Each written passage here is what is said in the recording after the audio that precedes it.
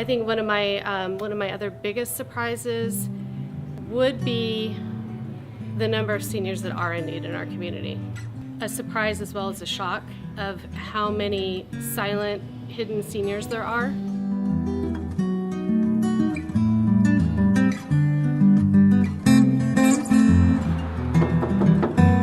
They help because they bring it out, and like he did, and then I have 2 days worth of food, and I meet wonderful people.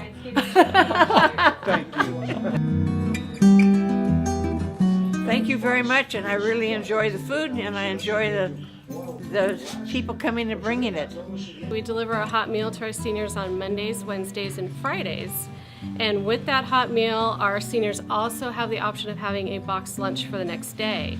So our seniors are able to get 6 meals out of a 7-day week by us facilitating this for them. We've delivered over 10,000 meals, and we have helped many seniors be able to stay in their home, stay independent, and not suffer from social isolation, which is one of our main goals.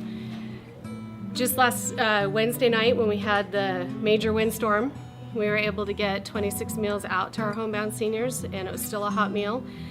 And many of the seniors that I personally delivered to that night, they were so very thankful to see somebody else come to the house, check on them, make sure that they were good. I've had other seniors tell me how wonderful the food is, and that it's just like their own cooking. I've had other seniors that I've watched get better and gain weight, because that's what their doctors need, and that they are thankful that they're able to stay in their home. The people who have asked us to deliver are very grateful for the opportunity that this city is providing. Not many cities are doing this, very few as a matter of fact, and so I think they're very appreciative of what we're doing for them. So between all of our volunteers, which we have over 52 volunteers that come and help us to make this happen, and without the donations that we have for this program, it wouldn't survive. With our program, about 67% of our seniors cannot afford to pay for a meal because they have to make a choice between either medications or maybe a life alert. As a community, we want to make sure our seniors don't have to make that choice. Your donations help make that happen, because without that, these seniors would not be able to have the hot meal program.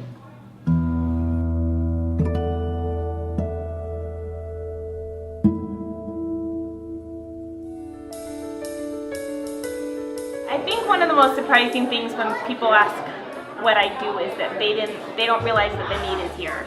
Not only the children go to bed hungry, but usually the parents feed the kids and then the parents go to bed hungry, and the need in Enumclaw is not as knowledgeable to people in this community, and I think it's becoming more knowledgeable and people are learning about it. But at first when this started, that was I think the biggest shock. I started on my own and I hit a lot of obstacles on the way, and then I thankfully met Renee Popke at the Enumclaw Regional Healthcare Foundation. They took me under their umbrella, and from then it snowballed and developed, and Calvary's Presbyterian Church was very amazing and opened up their doors for us, and we were able to use their venue every week. So we serve a meal every Thursday except for the last Thursday of the month, and we really keep this a warm, family-friendly, happy, welcoming environment so that those families feel like they can come back. This program would not be successful if I didn't have a different group come in every week, and they provide, prepare, and they serve the meal. So every week I have a different group. I'm always looking for new groups. So if you're wanting to volunteer in that way, I'm more than willing to take on new groups because I love having them. So if you're a family that just wants to come on a night out and you're stretching your budget, or for instance you may be a senior that wants some companionship, or just somebody that wants to hang out and visit and socialize, we're here for everybody, and we fill a lot of different needs, from hunger to companionship to socialization to just feeling a part of something.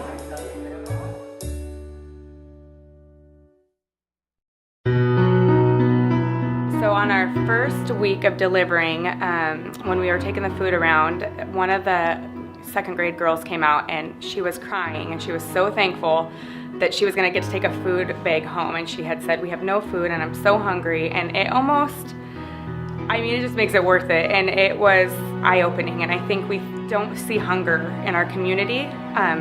as a big problem, and it is a problem. And so if we're offering this chance for these kids to get meals, and who knows what that does for their education and the energy and the things that they need to get through a day. So it is humbling, and it's just a pleasure to be able to be a piece of the puzzle for the foundation. I personally do it because it's something that somebody has done for me. So my family's gone through a lot of really hard times, and we've been loved on abundantly. The backpack program it's actually a national program, but the Enumclaw Regional Healthcare Foundation got it up and running in our elementary schools. And so every other week, a team of about 4 or 5 volunteers comes in, and we pack in Sunrise, we're packing for 49 families this year. And so we pack for 2 weeks at a time. And then every Friday morning, the kids come down to the gymnasium and they pick up their meals. So we provide about 4 hot meals for a weekend, a couple breakfasts, snacks, juice, and then sometimes we'll get some fun donations and we'll send home extra special things. Like Christmas, we're saving up for some candy canes and hot cocoa and to send home a special treat.